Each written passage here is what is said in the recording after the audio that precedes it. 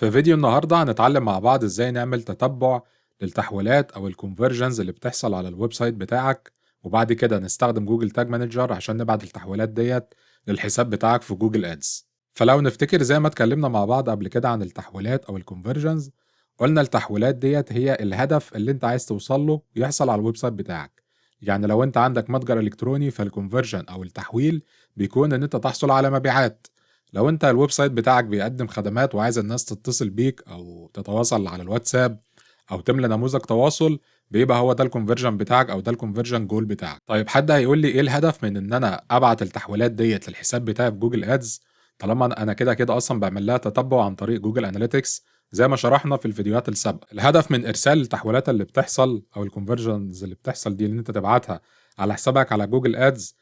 لو احنا فاكرين لما بنيجي نعمل حملة زي الفيديو اللي احنا شرحنا فيه ازاي نعمل حملة بحث، كنا اتفقنا ان احنا في الاول بنبدأ بمانوال سي بي سي. يعني انت بتبدأ الاول نوع المزايدة او نوع البيدنج بتاعك بيكون بتختار الموضوع بشكل مانوال عشان تكون متحكم في كل الامور من البداية.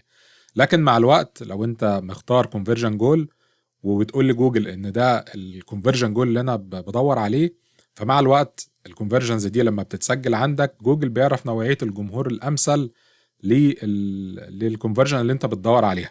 فمع الوقت ممكن بعد كده بدال الحملة ما هي شغالة بشكل مانوال، ممكن تنقل بعد كده على نوع تاني من السمارت بيدنج زي التارجت سي بي اي او زي الماكسمايز كونفرجن. يعني انت بتقول لجوجل انا الهدف بتاعي دلوقتي انت عندك معلومات عن الجمهور وايه الكونفرجنز اللي انا بدور عليها، فانت يا جوجل انت بقى بتعمل حمله جديده او بتغير الهدف في الحمله اللي شغاله.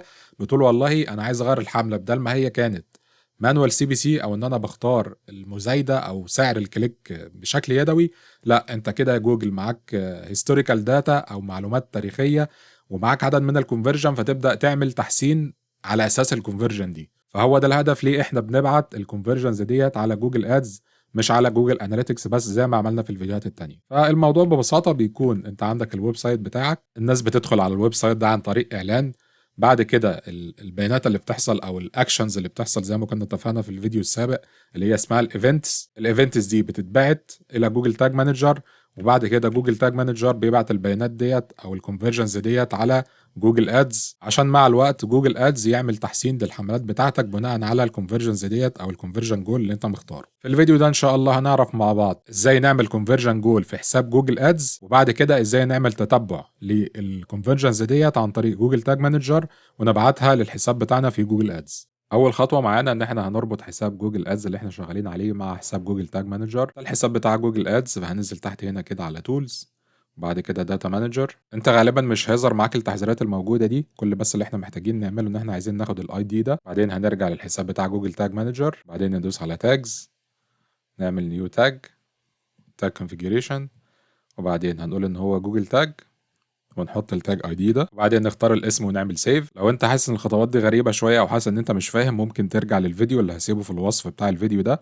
اللي انا كنت شرح فيه بالتفصيل ايه هو جوجل تاج مانجر ويعني ايه تاج ويعني ايه تريجر عشان تفهم كل التفاصيل دي. انا هنا بس ماشي بسرعه عشان كده ما نبقاش بنعيد نفسنا، نفس الخطوات موجوده في فيديو سابق تقدر ترجع له. هنعمل كده بريفيو بس بسرعه عشان نتاكد ان التاج الجديد ده اتسجل معانا. ادي الموقع اللي احنا شغالين عليه، هنعمل كونكت تمام كده. التاج اسيستنت اكتف، نرجع هنا كده لتاج اسيستنت ونعمل كونتينيو. هنيجي نبص هنلاقي الجوجل ادز تاج اهوت فايرد، يعني كده التاج ده شغال معانا وتسجل معانا. خلاص كده هنقفل المتصفح ده، خلاص مش محتاجين عملنا التيست، نقفل ده كمان. بعدين هنرجع كده للتاج مانجر ونعمل سبميت عشان التغييرات دي تتحفظ. الخطوه اللي بعد كده هنبقى محتاجين ان احنا نعمل كونفرجن جول جديد جوه الحساب بتاع جوجل ادز، فتعالى نشوف هنعمل الخطوه دي ازاي. هنرجع كده الحساب بتاع جوجل ادز، هنقفل دي كده. الخطوه اللي بعد كده ان احنا هنعمل كونفرجن جول جديد جوه حساب جوجل ادز، فدي بنجيبها من الخطوات ديت. بنروح على جولز وبعد كده كونفرجن، بتكون تحت هنا كده نفردها، ندوس على سامري، بعدين هندوس على نيو كونفرجن اكشن. هيظهر معانا كده مجموعه من الكونفرجنز اللي انت ممكن تعمل لها تتبع او ان انت تعملها كجول يعني جوه حساب جوجل ادز بتاعك. لو دوسنا كده على سي اول هنلاقي في البيرشيز، ده طبعا لو انت عندك اي كوميرس ستور زي ما احنا كده بنجرب وشغالين. الساين اب لو عايز حد يعمل تسجيل كده في نيوزليتر او عايز يعمل تسجيل في فورم. سبسكرايب برضه نفس الحكايه. فون كولز لو انت محتاج، لو انت بتقدم سيرفيس بزنس زي ما قلنا ومحتاج تعمل الجول بتاعك ان هو يكون حد يتواصل معاك. سبميت ليد فورم نفس الحكايه لو عندك نموذج تواصل. تشوف كده ايه المناسب معاك هنا. احنا هنا طبعا عشان احنا شغالين على اي كوميرس ستور او متجر الكتروني هنختار بيرشيز، بعدين هندوس على كرييت كونفرجن. هتظهر معانا كده الشاشه ديت. ممكن احنا بس نشيل الاختيار ده لان احنا عايزين نختار ان الكونفرجن بتاعنا هيكون على الويب سايت، وده الرابط اللي احنا شغالين عليه، رابط الموقع اللي احنا شغالين عليه.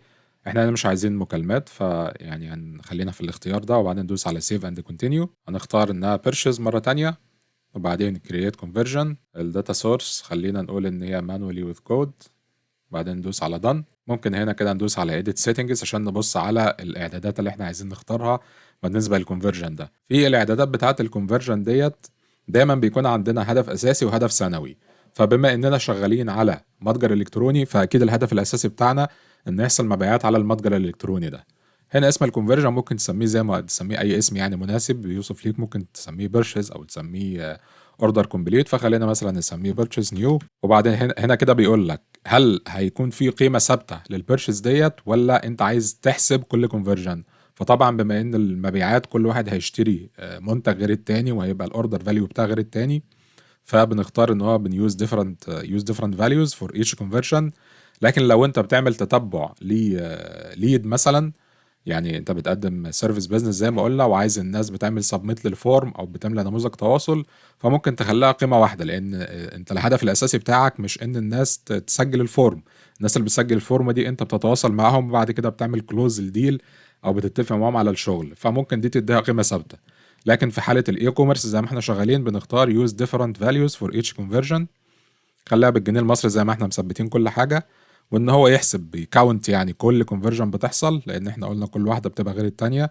ممكن نفس العميل يدخل يشتري اكتر من مره بنفس الايميل فمفيش مشكله طبعا. فالاعدادات دي بشكلها الحالي كده يعني مناسبه. خلينا ندوس على دن، بعدين ندوس على سيف اند كونتينيو. فكده احنا خلصنا اول خطوه ان احنا عملنا الكونفرجن جول جوه حساب جوجل ادز. هنا بقى بيسالك ان انت ازاي عايز تعمل ميجر او ازاي انت عايز تعمل قياس للكونفرجن دي. هل انت الطريقه اللي هي دي السيت اب وذ جوجل تاج ان انت كده تدوس على سي ايفنت سنيبت ان انت تاخد الكود ده بعد كده تحطه في الويب سايت بتاعك، ولا انت تعمل ايميل انستراكشن لو انت عندك ديفلوبر بتحط الايميل بتاعه هنا، وبعد كده الخطوات بتاعت ازاي تثبت تاج ده او تثبت الكود ده عشان يبدا يعمل قياس للكونفرجنز دي بتتبعت للديفلوبر بتاع الويب سايت. او الطريقه الثالثه ان انت تستخدم جوجل تاج مانجر، وده اللي احنا هنستخدمه وهنشرحه في الفيديو ده ان شاء الله. بيكون معانا حاجتين مهمين، اول حاجه اللي هي الكونفرجن اي دي بتكون بالشكل ده، وتاني حاجه اللي هي الكونفرجن ليبل. هنحتاج البيانات ديت ونرجع بيها لجوجل تاج مانجر. في الصفحه الرئيسيه بتاعت جوجل تاج مانجر هندوس على تاجز، وبعد كده ندوس على نيو، وبعد كده التاج كونفيجريشن. احنا محتاجين الشغل اللي هنعمله المره دي لجوجل ادز، عايزين نعمل او هنختار جوجل ادز كونفرجن تراكنج. هنا هيطلب مني الكونفرجن اي دي، هنرجع هنا كده ناخد الكونفرجن اي دي ده، بعدين نرجع لجوجل تاج مانجر نحط الكونفرجن اي دي. تمام، عمل علامه صح كده، يبقى كده الامور ماشيه تمام. بعد كده ناخد الكونفرجن ليبل ونرجع هنا لجوجل تاج مانجر ونحط هنا الكونفرجن ليبل. بعد كده بقول لك التريجر ده انت عايز تعمل تتبع لما ايه يحصل عندك في الويب سايت، فطبعا احنا عايزين نعمل تتبع للبيرشيز او اللي هي الخطوه بتاعه اتمام الشراء، ان في عميل دخل وكمل لغايه ما اشترى المنتج. فهندوس هنا على التريجر، بعدين نختار الكاستم ايفنت اللي هو البيرشيز، بعدين نختار اسم هنا للتاج، وبعدين نعمل سيف. انا كده اخترت الاسم وبعد كده هعمل سيف. ضاف معانا هنا اهوت، هنعمل بقى بريفيو. ادي الموقع اللي احنا شغالين عليه، هندوس على كونكت، هنمشي طبعا نفس الخطوات اللي احنا خدنا عليها. تمام، هنا التاج اسيستنت هنا كده خلاص كونكتد. هنختار المنتج ده وهنجرب نعمل عمليه شراء. هندوس على اد تو كارت، بعد كده فيو كارت، بعدين بروسيد تو تشيك اوت. دي البيانات موجوده اللي احنا بنجرب بيها. هننزل هنا كده وندوس على بليس اوردر. كده احنا كملنا عمليه الشراء. هنرجع كده لتاج اسيستنت، هنرجع هنا كده على الايفنت اللي هو بيرشيز، هنلاقي التاجز الفايرد او الاكتيفيتد، التاج الخاص بجوجل اناليتكس، والتاج الجديد اللي احنا ضفناه اللي هو جوجل ادز كونفرجن تاج. هنا فايرد اهوت سكسيدد. زي ما اتفقنا ما ننساش ان اهم حاجه بعد اي تغييرات نعملها في جوجل تاج مانجر لازم نروح هنا كده وبعدين ندوس على سبميت، بعدين ندي وصف للخطوات اللي احنا عملناها وبعدين نعمل ببلش. تمام، ده كده اخر تعديل احنا ضفناه. هنرجع هنا كده على الحساب بتاع جوجل ادز. تمام، هندوس هنا كده على فينيش. هتفتح معانا الصفحه دي كده، ادي السمري، ادي الجولز بتاعه الكونفرجن، وهنا كده تحت البيرشيسز في موجود جول واحد اللي هو البيرشيز نيو اللي هو الكونفرجن اللي احنا ضفناه. الحاله بتاعتها لسه ان اكتف لان احنا طبعا لسه عاملين الكونفرجن دلوقتي وبتحتاج شويه وقت على ما تظهر هنا. وبكده نكون وصلنا لنهايه الفيديو بتاع النهارده اللي اتعلمنا فيه ازاي نعمل كونفرجن جول جوه حساب جوجل ادز، وازاي نربط الكونفرجن ديت بحساب جوجل تاج مانجر عشان نعمل تتبع ونربط حساب جوجل ادز بحساب جوجل مانجر، عشان بعد كده ان شاء الله في المستقبل نقدر نغير نوع البيدنج بتاع الحملة اللي احنا شغالين عليها، علشان جوجل يعمل اوبتمايزيشن بناء على الجولز اللي احنا عملنا لها سيت اب دي. شكرا على المشاهدة ونراكم على خير. السلام عليكم.